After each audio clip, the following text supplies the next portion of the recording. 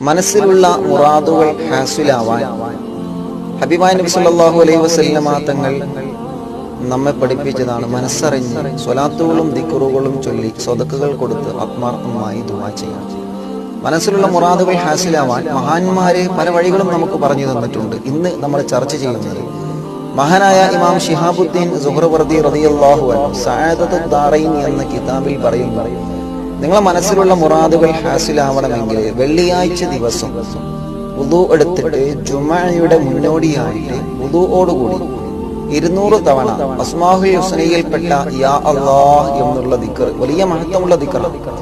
ഈ ദിക്ർ ഏതെങ്കിലും ഒരു സഹോദരനോ സഹോദരിയോ വെള്ളിയാഴ്ച ജുമഅയുടെ മുന്നോടിയായിട്ട് 200 തവണ വുദുഓടുകൂടി ചൊല്ലിക്കഴിഞ്ഞാൽ ആ സമയത്ത് അന്ത സ്പോട്ടിൽ അവരെ മനസ്സിലുള്ള മുറാദി എന്താണോ അള്ളാഹു അത് ഹാസിലാക്കി കൊടുക്കുമെന്ന് മഹാനായ ശിഹാബുദ്ദീൻ സുഹ്റവർദി റളിയല്ലാഹു അൻഹു പഠിപ്പിച്ചതായി കാണാൻ കഴിയും.